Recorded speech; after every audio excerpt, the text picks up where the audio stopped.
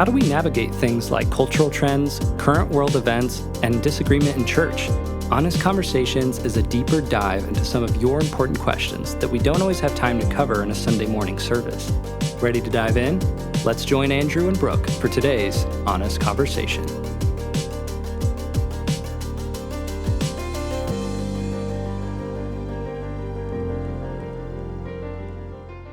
Welcome, everyone, to Honest Conversations with my pastor. As a follow-up to a fairly recent message, today we are talking dating.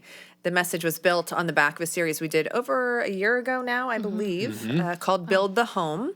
And if you haven't listened to that series, I strongly encourage you to do that. It offers a lot more insight and context than we can offer here in this podcast.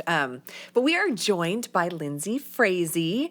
If you have been at Antioch for any length of time, you know the Frazees. You love the Frazees. Good to have you. Thanks. Excited We to love be here. Lindsay. We don't love Mark. Well, Mark's amazing. Mark is amazing. I'll give a quick shout out. Mark and Lindsay were the first people when we attended Antioch for the first time to intentionally get to know us, welcome us. Sweet. And I've always remembered that. Sounds like the Frazees. And now we're like super close. It's special. It is. Okay. Friends. Do you guys just have like a moment right there? We did have a moment. It's We sweet. did. Lindsay, you and Mark have walked with a lot of couples, mainly through the engagement process. You are premarital counselors, but also dating. Yeah. And both of you are just a wealth of wisdom on the subject. So I'm going to pick your brain a lot on this episode. Great. Okay? Great. But first, you, sir, our pastor, Andrew Zanacco, I want to start with you because did that sound like you're getting in trouble? Yeah, which makes me think Lindsay's going to get in trouble too, which is great. No, I feel like Don't forget. I'm going to be great. We're friends. Yeah. We're friends. We're friends. Yes. You had some really clear objectives, clear even opinions in this message on dating. And so I'm wondering, before we get into the specific questions, can you share a little bit about your own experience with dating and how faith has really influenced this journey for you? My experience in dating. What are you looking for? Whatever you're willing to give, sir. Like, you want me to rehash every relationship I had or what? Starting in junior high. Right. Okay. No, I'm Well, kidding. in kindergarten, all the girls had big crushes on me. Of course. That's pretty much all you need to know. Okay. But what, like, You're dating. So what was your experience? Were you always a devout Christian Gotcha. with very conservative values? Because for those who did not hear this dating message, you shared very extreme, what many would consider extreme views. No kissing until marriage. No just talking. All this stuff that we will get to. So I think before we dig in there, I just want to hear, what's your hear ya. experience been? Yeah, that's great. No, I haven't always been like really trying to follow Jesus. That was started like in college. So there was one dating relationship I had in high school, and that was like pretty unhealthy all the way around. Not a great experience for either parties, I would say. So that was we'll put that in the L column. That didn't go great. And then when I started following the Lord in college, down at Baylor in Waco, got involved at Antioch Waco, and because of the proximity to Baylor, Antioch Waco had a big college ministry. So when Heather and I were there, it was like 600 or 700 college students. So there was lots of help in the community, and there was a lot of what's a better way to say it? There was a lot of intention, especially on like the college pastor's front, to do what he could to try to help establish some healthy cultural norms in the college ministry to avoid some of the messes and things like that. So there was different conversations. So that was like a, hey, let's do this well mentality in that community overall together. So that was really helpful to have leaders who were doing their best to offer helpful input and thoughts, guidelines, language, just like trying to help with the whole thing. So that was really great. And then that did obviously then leak into the community to try to set some shared expectations for, what's kind of inbounds and what's out of bounds in terms of interactions and let's try to paint a picture of what healthy can look like, and let's all try to be headed towards that, because healthy sounds good.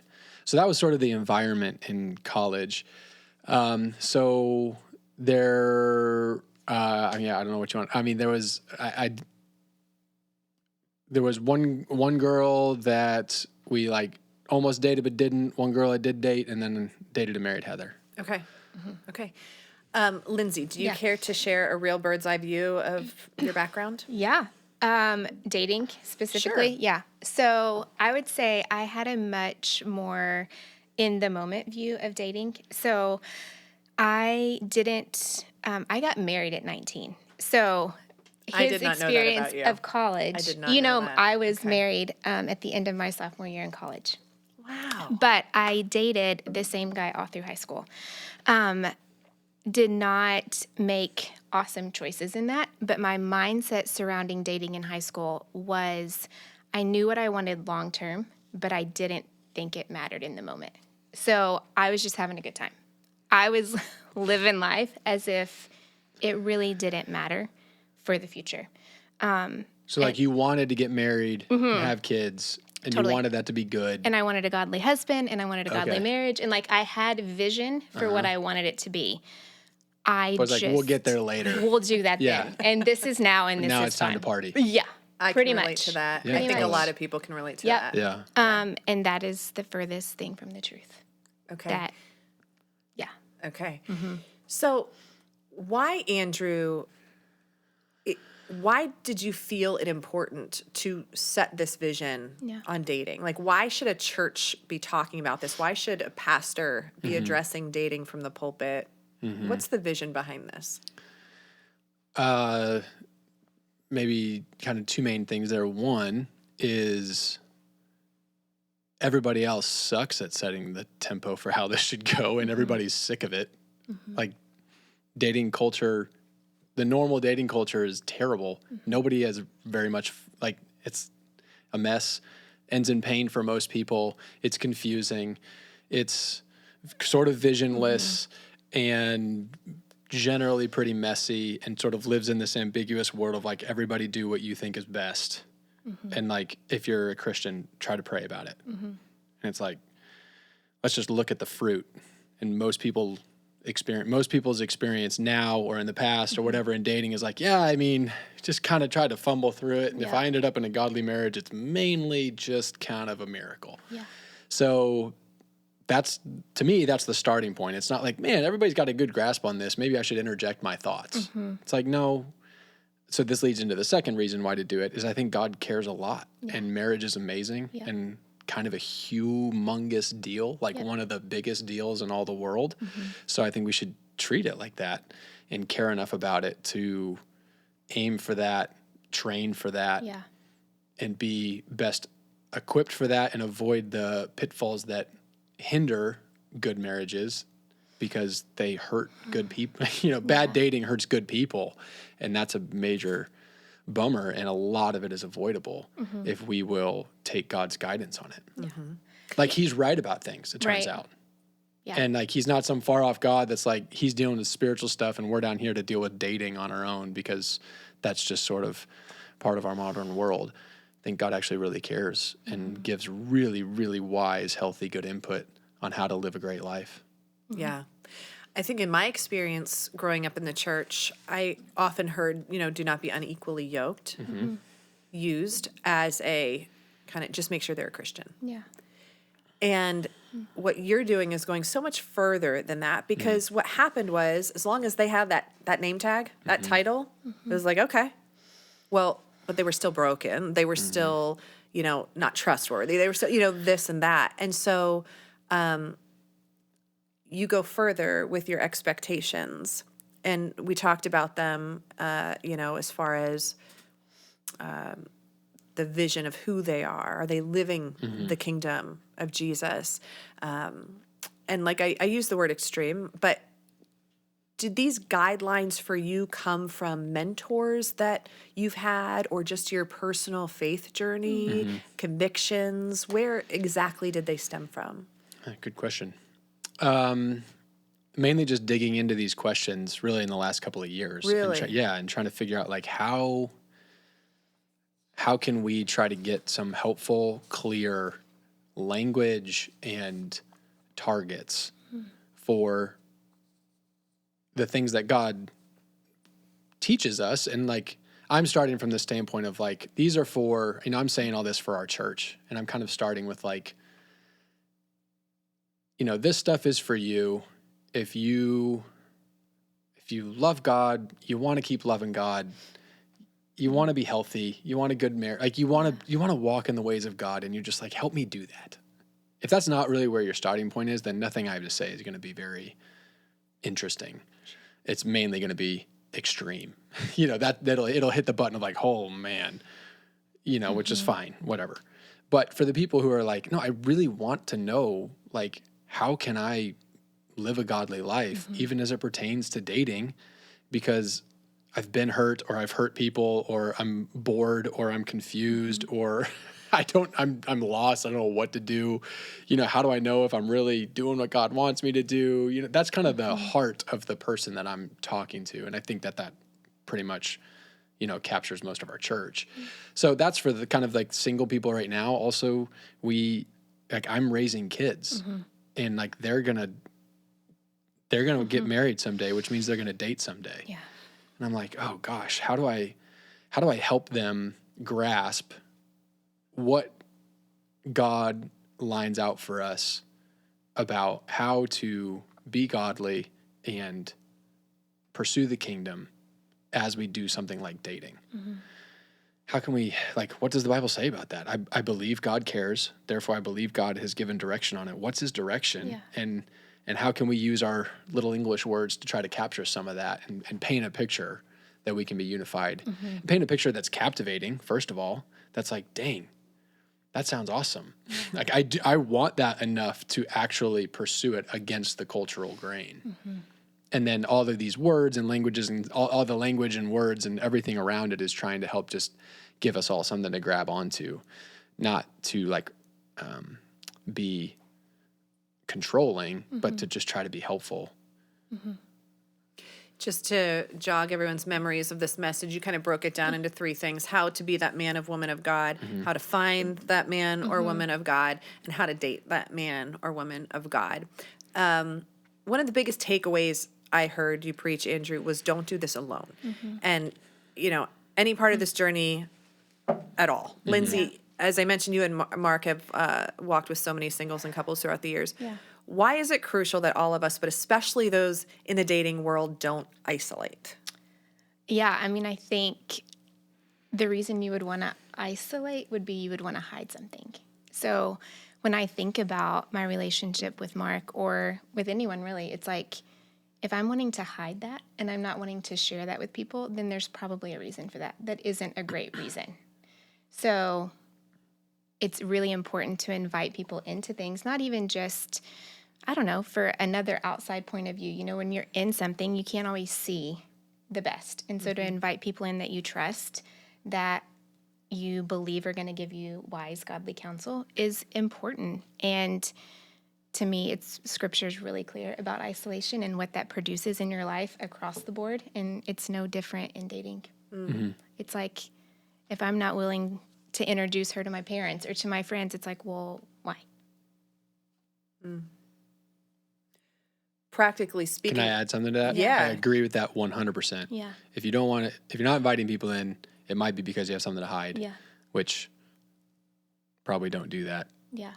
The second, I think another reason would be that you don't invite people in because you think you shouldn't, or you think it's up to you, or you think it's personal, or you think it's just about you and this person, and that relationships are best built and discovered by the two of you just figuring it out. And I think that's a really incorrect worldview that is absolutely the norm in our world, but is a setup for failure. So again, part of the reason we're doing all of this is to share the truth of God, that this isn't a good marriage is not something that me and Heather figure out together.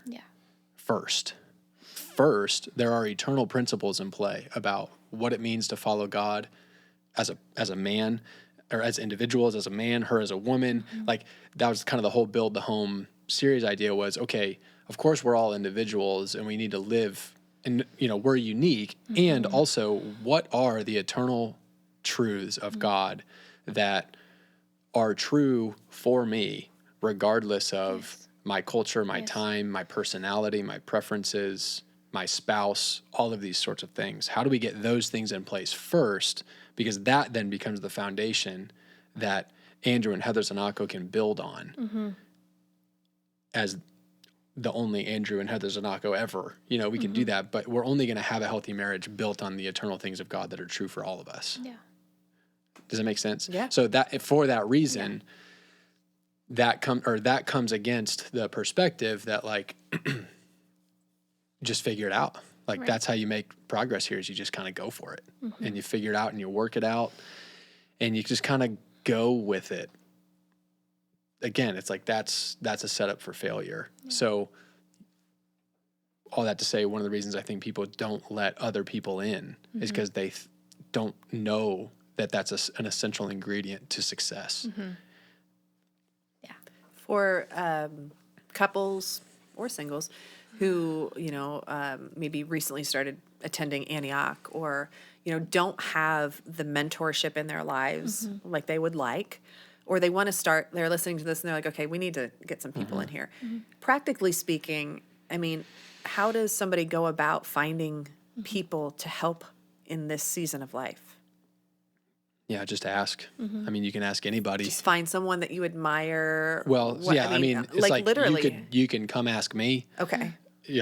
And one of the pastors or elders would love to be those people or connect you to those people. Yeah.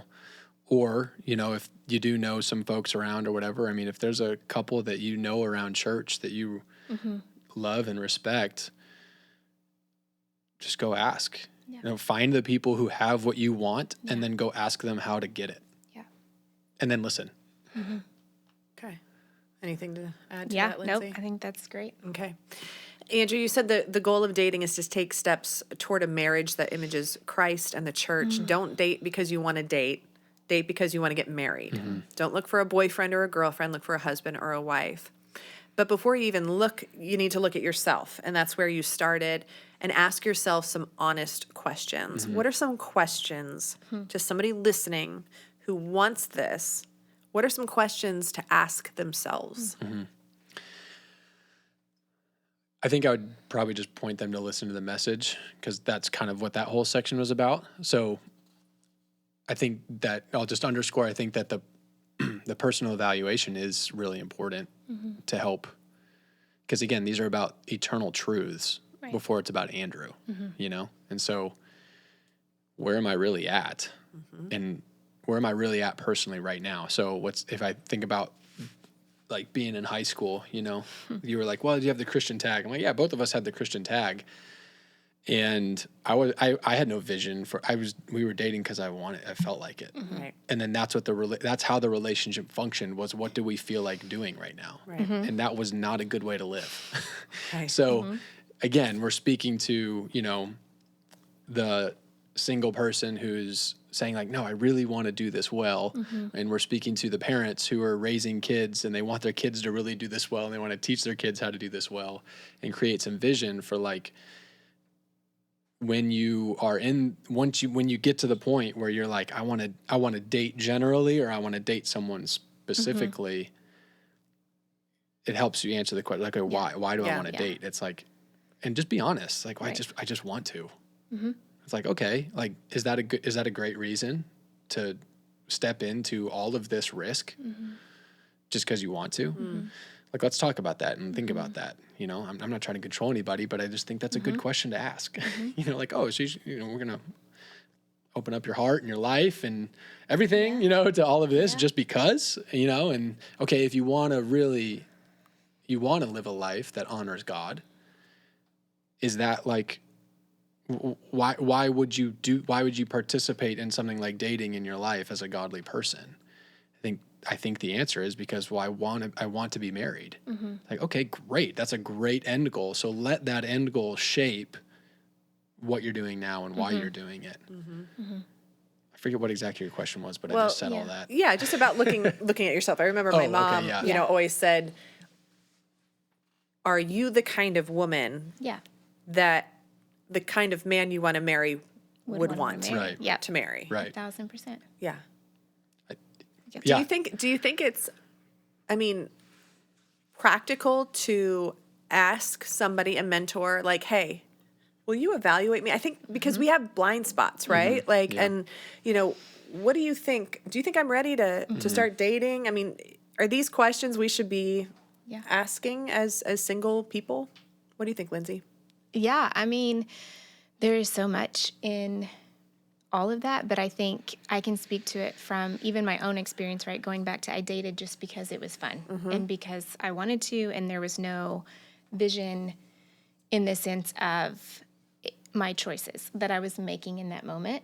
I had vision for what I wanted, but I wasn't choosing in alignment with that vision. And I think with the build the home is such a beautiful imagery, because I think what I didn't realize was that whether I intended to or not, I was laying a foundation for my marriage in those choices that I was making, because that stuff doesn't leave me just because I'm no longer in that relationship. Yeah, that's good. And so when you say, why do we do this in dating? I think that's why, because you are laying a foundation for your life in this area, in who you're choosing to enter into this type of relationship with. And so as I made choices and things like that, again, it was really naive to think that those were going to be two separate worlds, that they can be disconnected, and they're just not. So when I thought about getting married, I'm like, this is the type of person that I want to marry. And then I was like, man, but would that person want to marry me? And I was like, probably not, honestly, at this point. Like, they shouldn't want to marry me. And so there was a lot of things where I was like, wow, I have to get serious about being the person that this person would want to marry. And then, I don't know, as you get into that, when you're single and you think about those things, it absolutely helps to bring people into that. Again, the whole point of being like, hey, what do you see in my life? Yeah. What are some things that I could work on? Or like, what does this look like for you as married woman? Anyway, for sure, asking all of those questions.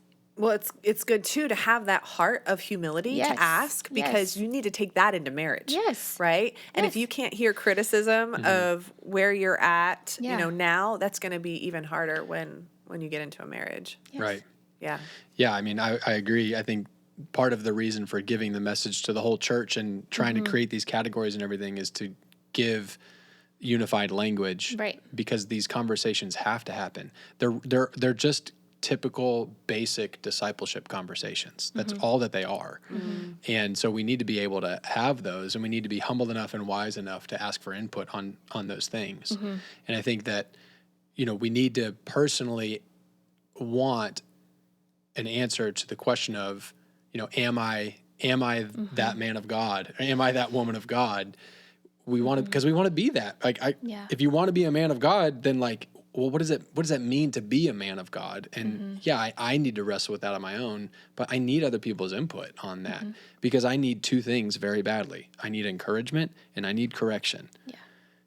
And these are the questions that are going to set me up to get what I need from somebody else that I trust. And it's going to set them up to give good feedback, because we're all using the same words here, So like, there's, good-hearted people who are like, I mean, I want to date, but am I ready? And what comes into mind is like, well, do I look good enough? Do I have enough money? Is my job stable enough? Have I completed enough college yet?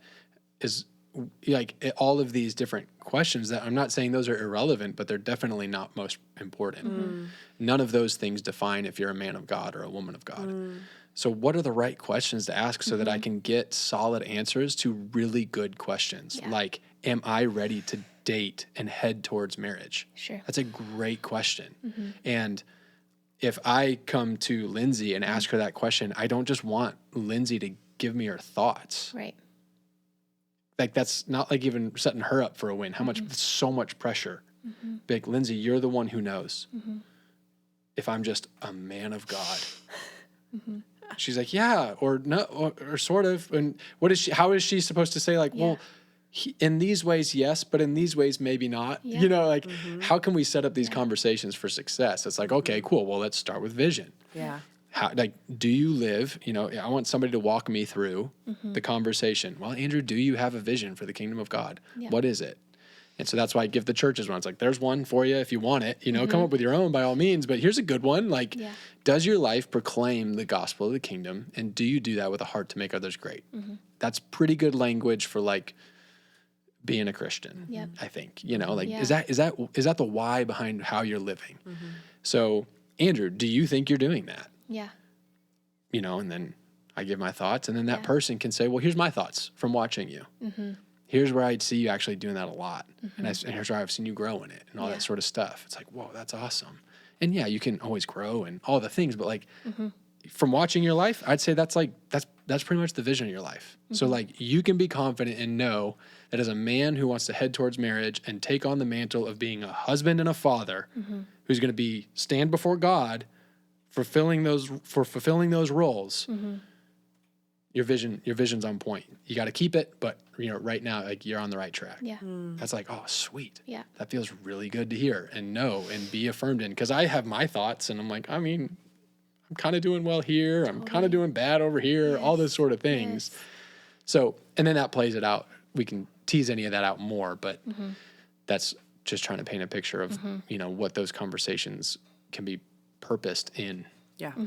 That's good. And it goes right into our next kind of subtopic of how to find that man or woman of God. Now, this is where, right, the rubber hits the road. This is what people want to know. How do I find this person? And I want to start with something you said in the message. Somebody being attracted to you doesn't start with your definition of attraction. Yeah. What, can you tease that out a little bit?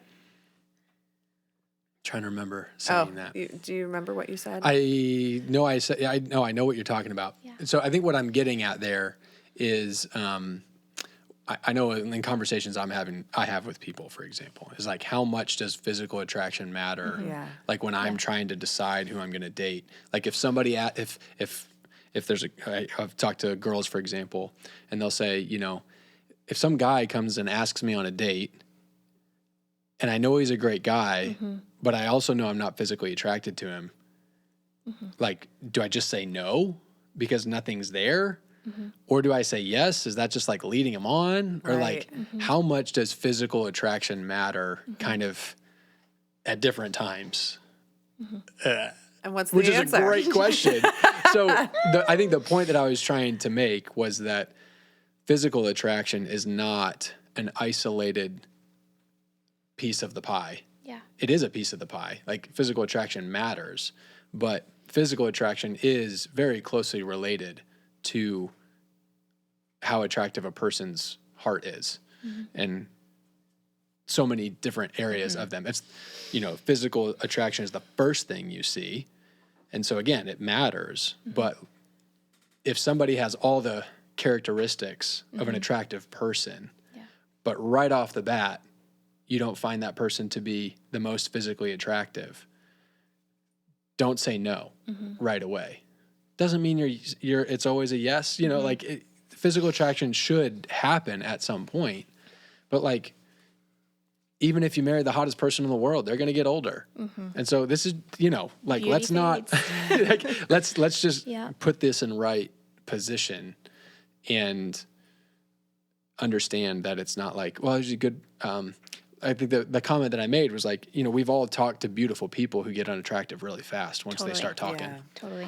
And we've all spent time around people that maybe weren't the most physically attractive at the beginning, but then you start spending some time with them and you're like, wow, I really like this person. Yeah. And that would be foolish to like delineate the categories of, well, they're like internally attractive, but not that physically attractive. Like, that those aren't separate things. They're related because you're just talking about a person. Like I don't know. Is that making enough sense? Yeah, I think, help me out, Lindsay. Well, I'm getting into this with my kids, right? So I have 4 kids, and my oldest is 15, almost 16. And so we're entering this world and having a lot of these conversations. But I think for me, it becomes like, well, what is attracting you to this person? Like, what are you noticing about X, Y, and Z? Or what about this? Even with my younger kids, because those conversations start really young. And it's really wild how young, like the terms boyfriends and girlfriends and all of these things start entering our kids' worlds. And so for us as parents, one of the things that we have a high value for is the principle of first mention. And so the idea that when you introduce something to your kids, that they will then filter any further definition of those words through what you've already said. Versus like if they hear it somewhere else first, then they're filtering what you're saying through what they've already heard. Okay, what did you just call that? The principle of first mention. Principle of first mention. Yeah. Okay. And so this idea of like we want to be the ones that are introducing this language, these concepts, these ideas to our kids. So we start talking about this pretty young, not because we are not fearful of like them, because we're talking about this and they're going to want to start dating. Like we don't have that fear. It's not based around that, but it's just more of like, hey, these are already happening. So we're going to talk about this and we're going to be like, hey, what are you noticing? One of my daughters had a little boy in her class, she's 12, who, asked her to be his Valentine and bought her a gift. And it was just one of these where she comes home. And so we're navigating that, right? And we're like, okay, Claire, like, what about that? Anyway, and so all of that to say, as you start talking about these things, it's helpful to frame them around questions that matter. So the question of, are they cute, isn't where we're going to start with the conversation. Honestly, like as they get older, the questions become different, right? Right. But so for like my son, I'm like, hey, is this a woman that you feel like would submit and you would want to lead? For my daughters, I'm like, hey, the question will be, is this a man you're willing to follow?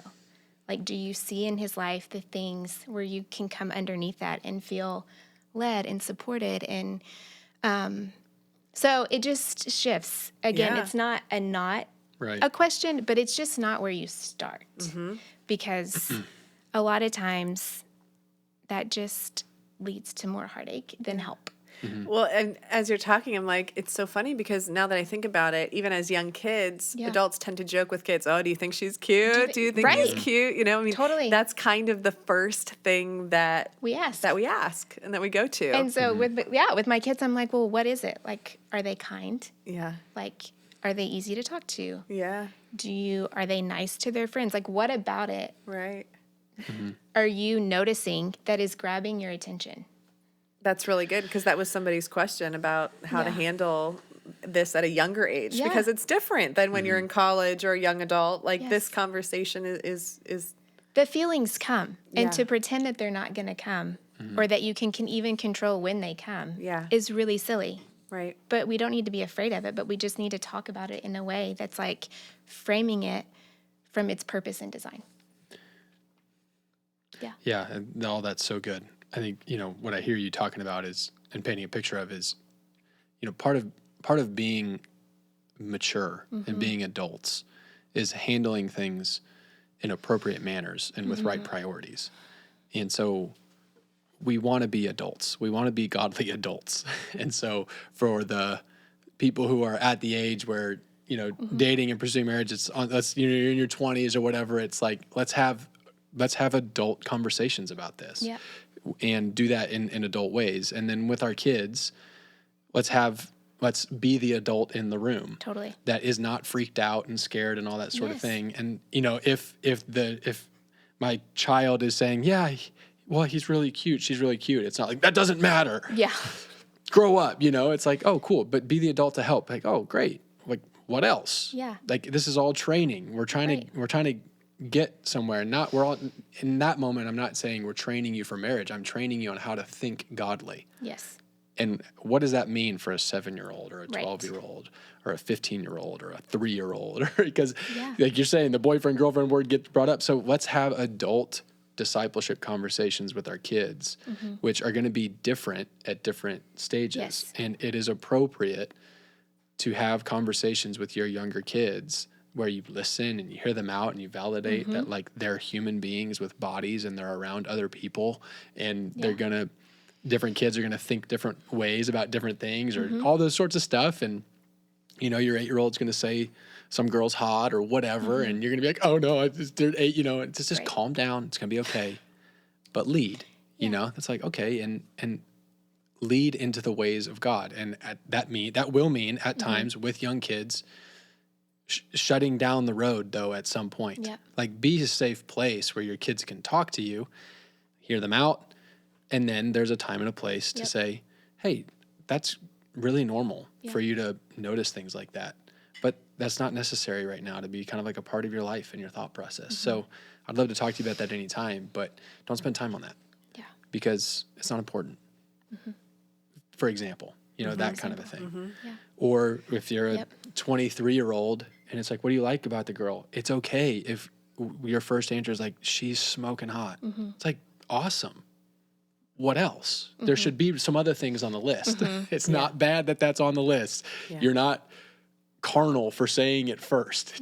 Let's just be honest with each other and be real, and whatever that means, let's talk about it. And so let's be good enough friends to be safe for people, but then also good enough friends to be like, that's awesome. I'm really glad you think she's hot. I hope she's other things too. You know, before if you're really asking me what I think about you dating this girl as your godly friend who knows you want to be a godly guy and I want to help you be a godly guy, I'm going to ask you real questions because I'm actually a good friend. You know, so what else do you like about her? Yeah. You know what I'm saying? So it's we don't need to get weird about like physical attraction doesn't matter. Physical is bad. Physical is not bad. Physical is great. Awesome. But let's prioritize it right. Yeah. Because she's not going to look like that forever. He's not going to look like that forever. That's great that he does today. Right. Great. And he's not going to forever. Yeah. Great. Yeah. Yeah, because some people who have written in about this talk about, you know, you feel like you do all the things right, you're seeking God, you're asking others, and you're in a relationship that just isn't right. It doesn't mean you've messed up, right? They said they've seen a lot of people think that if they date someone, they have to marry them. Our church culture desires to set people up for success and less baggage, doing it in a godly fashion. But it's okay if all signs were good until you get to know that person and you realize it's not good. I guess the sentiment here is like, you don't need to feel guilty if you gave it a shot. Totally. Right? And it just doesn't. It's just not right. Chemistry is a real thing. Yeah. It is. Yeah. I mean, those 2 other girls that I dated in college, I didn't marry them. They both dated friends of mine, and they're amazing. They're amazing women. Godly, incredible women. And it's just like, it's okay. Okay. And I'm amazing too, obviously. I'm a great guy. You are, you know? Andrew. But it's like, Heather come on, won guys. the Come on, lottery. guys. Just back me up. Come on. Yes. So all that, I'm just saying, been there, done that. So dating is good. I mean, like, dating's, one of the purposes of dating is to realize what you do and do not connect with. Because, you know, listening to your message, sometimes it can be like, okay, I got to date and marry, you know, like. How long did it take you to figure that out? Like, Not long. So that's my bent, is like, date it and figure it out. Date it. But it doesn't mean, like, I don't feel like it should take you 2 years to figure that out. Okay. Ooh.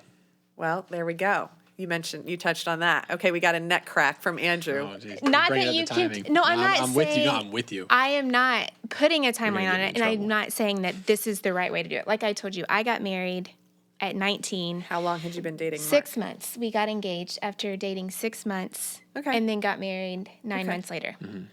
But Heather and I dated 6 months too. Okay. So Mark would say that he knew, though, within the before our first date, meeting me, that I was someone he would want to marry. Not that we were going to get married, but that I was someone that he's like, hey, she's someone that I think I would want to marry and spend time with. Right. Okay. I would say he probably knew a little sooner than I did, but it didn't take me 4 years. And what I would say, in the timing when you talk about dating, it's like if you start dating someone as a freshman in high school, well, then you don't really have an option of marrying them before you've dated them for 4 years. Yeah. Right? Minimally. It's like, so the timing of those things matters with my sentiment that I am making as well. Yeah, because you touched on this, and it was an area where I was a little squirmy. Okay. Because you're like, you like them. They're a man and woman of God. Like, come on, let's get to the altar. Let's go. It's not exactly how you said it. Thank you. It's not exactly what I said. But my point in it is, okay, I'm tracking with you. We don't need 4-year dating situations. But if one of my kids came to me after dating someone for 3 weeks, a month, and they were like, it's it. I would be like, a little nervous, because isn't it true that it's good to know a person through ups and downs, through seasons? I mean, I remember advice given to me by my parents that, like, you really should know somebody through each season before committing. Like the 4 seasons. Yeah, of the year. literally the 4 totally, seasons. Totally. And literally the 4 literally. seasons. Yeah. Not like Meaning a seasons year. of life. Right. No, because you never know what okay. the seasons of life will bring. Which is, Right. Yeah. It's But it is literally true. like the 4 seasons. Right. That's Because fascinating. people are different. Your Some mood is different in the people winter are time. very grumpy in the winter. Totally. Y'all, I am losing my mind. Yes. That's wild. Yeah. Okay. But Totally. to you, Never but you're would've crossed my saying mind. like, hey, if you know in 3 weeks, you know, right? Like that's Well, where there- my pushback was. Yeah, I hear you. I hear you totally. And just because you know doesn't mean you get married today. So, Okay. like, so it's both. I exercised self-control on my first date with Heather by not proposing. 'Cause I was Really? because I had been friends with her. So Wait, is that again, a serious yes, statement? like Yeah. for real. That's I mean, awesome. That's I was like, That's I amazing. told the guy discipling me, I'm like, why don't I just do this? He's like, don't Stop be an it. idiot. That is the most Andrew Zanaka statement I ever. mean, I know we do it now. so I mean, Tomorrow. yeah. So, but then it's like, okay, I'm submitted to people wiser than me. Yes. And like, I know I probably shouldn't, but I also kind of don't care. Right. But it was like, I've submitted my life to this guy to disciple me, and he's given me input and guided me and helped me out. And he's older than me, and I respect him. And if he says not to do it, I'm not, now's not the time to go against every single voice of reason in my life just to do what I want to do. Right. It's like, okay, fine. That's what I want. I would rather get married right now. what was But- his advice then? Just like chill, Yeah. take her out and date her, and like just hold up a second. Okay. It's like, all right. Cause it's like, okay, then for me, it's like, well, okay, I'm going to marry her.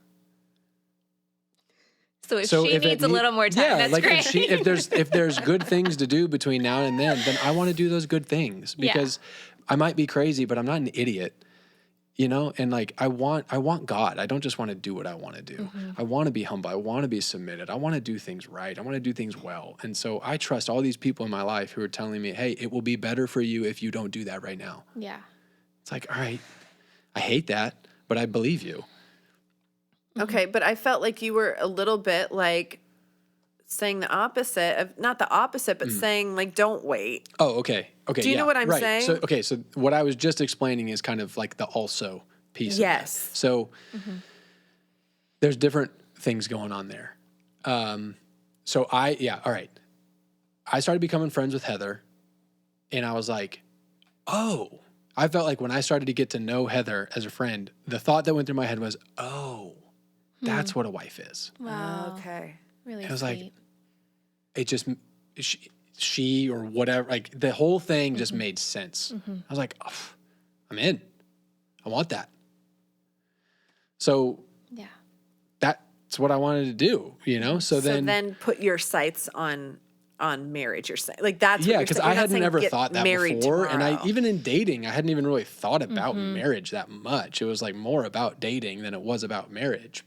And I got to the point where I was like, well, fine, I'll just never be married, and I'll just do my own thing, and it'll be great. And I started to get to know Heather, and I was like, oh, nah, forget all that. I'm gonna marry that girl.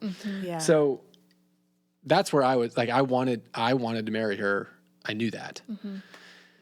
I didn't know what she thought, but who cares? Doesn't matter. Of course she wants to marry me, But I hope everyone knows Andrew as you're listening to this. If you don't, Oh my gosh. a little bit. So- of You are sarcasm. getting to know Andrew. yeah, you're getting to know Andrew. So like that's where I was at Right. personally. But I also know that I live in a world that's bigger than me. and I want it to be a part of the kingdom of God. And so I'm going to take the input. I want to do things wisely and all of that sort of stuff. So, the whole point about timing is like, don't drag your feet. Yes. It's not about hurry up. Right. It's about don't drag your feet. Yes. And there's no reason to drag your feet. Let things take time that need to take time. But don't do things that make that foggy or extend unnecessary time frames. So that gets into like all the physical stuff. That like there's too many people who think that you have to date somebody for 2 years and then be engaged for another year or two because that's what it takes to like get to know somebody and then plan a good wedding. And that's like, and that you just don't know. And like, Right. I'm not saying this is what you should do. What I'm doing is saying what I think is true the maybe 99 out of 100 times is like, Right. Yeah. And like, Or you don't. well, I'm saying you if you don't, you know it's where you're knowing, at. right? Now, If that you being don't said, know, there's you know. always the period of I don't know yet. Yes. But like that period is not 2 years long. And if you're in that 2 years, there's other questions to ask Right. that are like, maybe that person isn't the thing that's confusing you. What is making this a foggy thing right now? Right. And usually that's physical, that's sexual interaction. The other thing that it is just like your own insides need to you just need internal work. And like you have brokenness from the past or anxiety about the future or whatever. And none of those, that's fine. That's like normal, but like just work through it, engage it. Don't sit in the like amoeba of like, oh, hopefully one day everything will just fall into place and I won't be confused anymore and I won't be anxious and he'll finally do the thing that settles all my fears about what the future might hold. And it's like that day's not coming. Right. If you have fears that are keeping you from this, there's either something in you that you need to work through or there's something in him that you need to work through that you're just not being honest about, And so let's just do that. Let's engage that and let's find out what's really there. Because and if it's something about him, if there's really a red flag about this guy that really it's a red flag, you just can't accept it. It's probably because there's some sexual connection that's making this whole thing funky. But the reality is I'm not saying this as a mandate or a rule, or I'm just saying this as an observation of reality. That if you take sex off the table completely, everything way clearer, way faster. It's just true. That's not me. It's just true. I'm going to take a turn that I wasn't expecting to, but because you said that, is that why you say you advocate for no kissing before marriage? You said, I think, paraphrasing, I don't think any Christian should be kissing somebody who is not their husband or wife. Yeah, I think the way I packaged it was kind of call me crazy, but I have this weird conviction that Christians shouldn't kiss people they're not married to. Yeah. That just seems reasonable to me. Yeah. That's not really about anything else other than just that. Do you realize how crazy that sounds to the world? Yeah, totally. I realize how crazy that is. So so Heather and I didn't kiss till we were engaged. Okay. And really quick we were like, no more of that. Really? Oh yeah. Got the motor running. Exactly. So there's multiple reasons why I'm saying it. Totally. I'm saying it just on its face. Yeah. Like, hey, do you guys think that Christians should kiss people they're not married to? You're asking me. Yeah, like. So I don't know that I have like a definitive opinion. What I will say is I've never met anyone who has chosen that and has regretted it. That's what I would say. Right. So I've never met anyone that's been like, oh man, I really wish I would have kissed I've them never more. met anyone who's done it. No. Literally. Fair enough. But it's before it's about other people. I'm just saying, like in theory, it's like, yeah, you should probably only kiss people you're married to. Yeah. Like that's. In theory, that makes logical sense. So take In it. theory. It's like you can say, yeah, but when you're dating this, that it's like, okay, fine. We can agree to disagree on that. I'm not saying that that's totally the gospel. I'm just saying, like, I think that's a valid question. Like, should Christians kiss people they're not married to? another question of just like, let's just be honest about reality. Yeah. I don't wish that I would have kissed more girls Right. in my life. Right. Do you wish you would have kissed more boys? No. Do you wish you would have kissed more boys? No. No. So there's that. That's a data point. Yeah. Right. That's not the rule. That's just Totally. like, okay. I don't know. I've never known a godly person to say, I really wish I would have kissed more people before I got married. Right. Okay. There's something.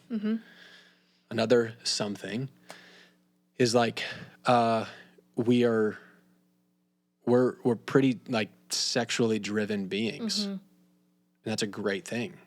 And that should probably be respected. And like, that motor's really hard to stop once it get going. Yep. And it's even harder to put that thing in reverse.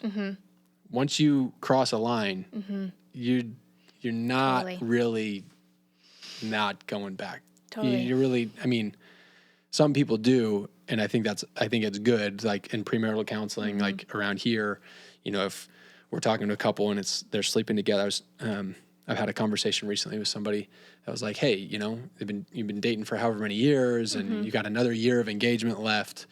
You're sleeping together, right? I mean, obviously. Otherwise you'd be married. And he's like, yeah. So it's like, I don't have to prove a point. I just have to, like, let's just be honest. If you weren't sleeping together, you wouldn't date for 3 years and then be engaged for a year. Right. This whole thing would have been done 3 years ago. Like, totally done. Like, let's just be honest. So all that to say, so they don't go to our church, but all I'm saying is around here, we would say like, hey, and so as a pastor if somebody asked me to marry them, I would say, you need to not sleep together till you get married. Like you need to commit to that as an offering to the Lord, as an offering to your spouse, as an investment in your marriage, as part of this premarital counseling thing. Yep. That is broken. I get it. I know why you're doing it. You're not crazy. Right. It's actually just really good. It's just really bad for you. Yep. And it's really bad for your marriage, and it's really dishonoring to God. Yep. And so if we want to do marriage before God and you want to involve me in that, that's a personal conviction thing. Like, I'm going to have a hard time going through this whole process with you that leads to me standing at an altar with you as a representative of you to God and God to you, and facilitating this sacred moment, saying, now you're going to get married. You know what I'm saying? So that's a personal thing there. Not everybody has to think that way. I'm just sharing honest conversations with Andrew. So I don't remember what we were talking about there. Kissing. But, the kissing thing. So The kissing. so my point was, I'm just laying out Yep. data points there that lead to the question, which is, whoever said kissing people was a good idea? Why do we assume that should be fair game? I'm not saying it can't be. I'm not saying you go to hell if you do. I'm not saying you can't go to Antioch. You're not a Christian, all this sort of stuff. I think it's just the most honest, reasonable thing to do to question not just the morality of it. Let's shelf the morality of it for a second. Let's question the wisdom of this. Right. Like, what good is this doing? Totally. Has it ever benefited you to kiss someone you're not married to? Like, did that help you grow in godliness at all? Did that help you walk in righteousness at all? Was it fun? Did it feel good? Absolutely. Did it all work out because you ended up getting married and it was okay? Yeah. Yeah. But like, that doesn't mean it was a wise thing to do. Yeah. So I'm just offering all of that out there. Yeah. And I know it is crazy to say, and it is extreme and all that stuff, but I am saying this to my kids, and will continue to say it to my kids because I love them. Right. And I know how it works. Right. And how devastating the consequences Like, can be. what, Right. if there's 10 things that can happen once you start kissing, I don't know if any of them are good. It's like, so you kiss and then you stop before you cross some quote unquote real line. Yeah. Yeah. Okay. So you made out for a little bit. Well, and I think the argument of like, well, how do I know that like we're compatible in that way? You know, a lot of people be like, how do I know? And I'm like, look, if you want to do it with that person, then you're compatible. Like if there's a desire to do it, then you're going to figure the logistics You out. have a lifetime but like to practice. literally the reality is if you want to do that, then you're compatible. Yeah. Okay, moving on to the person who feels like the clock has been ticking just a little too long. They want to get married. It's just not happening. What do you say to them? Someone who's really discouraged in this realm. I'm sorry. Yeah. Like, really, I think all of us understand what it's like to have unmet desires unfulfilled. Yeah. And that's a really hard place to be. Yeah. And to just be honest in that and to be like, I get that and I am really sorry, but I will tell you that settling is way worse than waiting. Yeah. For God's best for you. I've seen it way too many times to settle for just whoever's willing to marry you or the average Joe or like these hopes and dreams that you have for marriage that are God-given because they're his dreams for your marriage. To settle for anything less, don't do it. Online. Yeah, the point of dating is to get married. The point of getting married is to follow God. Yeah. Okay. So you can do that today. Yeah. And we need to be empathetic with each other in all of the trials of life. Yeah. And the unmet desires and all the things, Yeah. and be loving and kind and all that sort of stuff. But we also need to be loving enough to, like Lindsay was just hitting on, never compromise or encourage compromise Yes. for the sake of short-term feelings. Yes. Because compromise way always worse. gets worse in the Yeah. long run. It's way worse. I'm going to start doing some quicker. Yeah, we've been going for almost an hour. I know. This is good, though. Yeah, it's Online great. It's dating, fun. it is such a real dating. part of the dating world today. Do you have any opinions on online dating? Thank God I'm married. It's my opinion. I mean, I think that's great. I think everything everything I tried to outline can be hopefully helpful in a dating relationship, regardless of the origin of it. Okay. Okay. Moving on to this third stage now of knowing that this is the person for you. You start out with this, like, really, you got to be clear. Somebody said, love the comment to men, be clear in what your intentions are. Could you flesh out that a little bit more? How could a girl encourage them to share more if they're not expressing things well? Men tend to have a little bit of, less ability to express than women do. How clear are you? How do you practically walk that out in a dating relationship? I know straight out of the gate, we're pretty clear with Heather in your intentions. Yeah. And that's what you would recommend, I'm assuming. Yeah, I mean, I would, so on the girls' side of that question, I would say just ask and stick to your questions, and then on that, ask your questions to other women too, to make sure that it's a reasonable question, but if girls, if there's a question that you're just like, I just need an answer to this, like, that's okay. Yep. Stick with that Yep. and ask him. Give him space to answer. It might not be till tomorrow, because he probably hasn't answered the question because he probably hasn't thought about it. So let him think about it a second and put it to him and let him realize, like, oh shoot, I don't know, but I'm gonna go get an answer real quick. Yeah. So ask your questions. That's how you encourage a guy to be more clear, is you ask questions for the clarity. And then just with guys, and I just encourage to really throw out any pressure or idea of like being smooth. That generally is always, that is most of the time going to lead you into doing something stupid. I want to wrap this up talking about, Lindsay, you and Mark experience with premarital counseling. You do a lot of it. What would be your biggest advice after seeing what couples work through before marriage? What would be your biggest advice for people not even there yet, but dating? Yeah, I think it's just to keep the vision before you of like, what is my purpose in dating? What is God's purpose in marriage? And why am I doing these things? Because if you can answer those with really honest, good reasons that are fulfilling like kingdom purpose in your life and in the world around you, then I think you're going to be great. You've talked about wanting to develop a pre-engagement counseling program. Preach it. So not Preach premarital, pre-engagement. Yes. So actually a program designed for people who are dating and on the road Yes. to engagement. Yes. Why?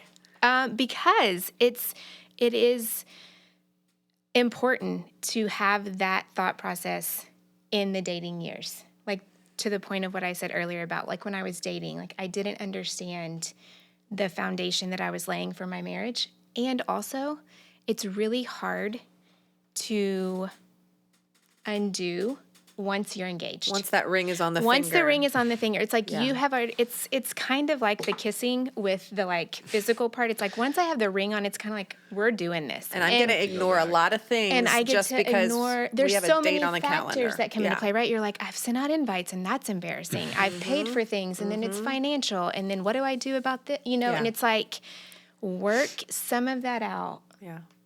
And have those conversations. The big tenets, obviously, premarital is still going to be incredibly valuable to work through some nuanced things, but you've already settled the question of like, am I marrying this person? And you feel real confident in marriage. Whereas I think people just don't ask the best questions at the right time. We'll And look for that that's the curriculum right coming time. out next fall. Well, while we wait The on that, dating I is would say helpful, though. I everything was that gonna I've say lined the out dating. is essentially the Yes. curriculum for Yes. that. Is these are There you these go. are the questions you're asking about yourself. Yes. These are the questions you're asking about this person. Yes. Yeah. And therefore, these are questions you can talk about together. Yes. And you can talk about with the counselors in your life and the friends in your life. Yeah. That all of this vision, values, virtues, culture, Yes. that's the outline. That's Yeah. it. That's the what this Yep. is doing is this is painting a picture for what you are aiming at personally and what you're aiming at together. That inherently means you're on the journey. Right. Nobody arrives at the end of all of these things. Yeah. That's why we do it together, because I'm always going to be able to easily see my own faults and shortcomings on these things. And I need brothers and sisters in the Lord to be like, of course you need to grow in that, but that's who you are. Like Right. you're a man of God. You know, of course you need to spend time with Jesus tomorrow, but like you live out a life of personal devotion. You Yes. can't do tomorrow today, you know, like all that kind of stuff. So we need that. We need those questions in our life, and it helps. The goal is that all of these questions and lenses and everything give some handrails to really actually grab onto, to put words to the questions that are already stirring inside of all of us, and to give us context, kind of like framework within which to paint the portrait of what's really going on. Yeah. And not just live in the wide open world of ultimately just coming back to, well, do I feel good about it or not? Do I feel good about this guy or not? Do I feel good about this girl or not? Yeah. It's kind of where people feel like they have to hang their hat at the end of the day. And that's just like a really terrible feeling. It's really unstable and nerve-wracking, and we just don't have to live that way. There's such a better option. You are allowed to feel like you're living on solid ground. And that is really exciting. Yeah. And that's, again, back to the first question of why I talk about all this, is because I love people. I love that for myself. I want that for myself. I want to be able more and more every day to live like I'm on a solid rock. I'm not just like getting tossed around every day. Yeah. I hate that feeling personally. And I know everybody else does too. And God hates it for us too. And he's given us Christ the rock to build our lives on. And I just think it's worth pressing on that more and more and more, and being like, maybe he really means that. Maybe it really is available to like feel like I'm standing on solid rock. So again, you look at the dating culture in the world around us. Does any of that look stable to anybody? Right. Is that feeling stable to anybody? Is anybody having a I'm standing on the rock experience, doing what you just feel like doing? Okay, didn't think so. Let's try something else. Andrew and Lindsay, thank you. Thanks. We'll see you guys next time. That's all for today's honest conversation.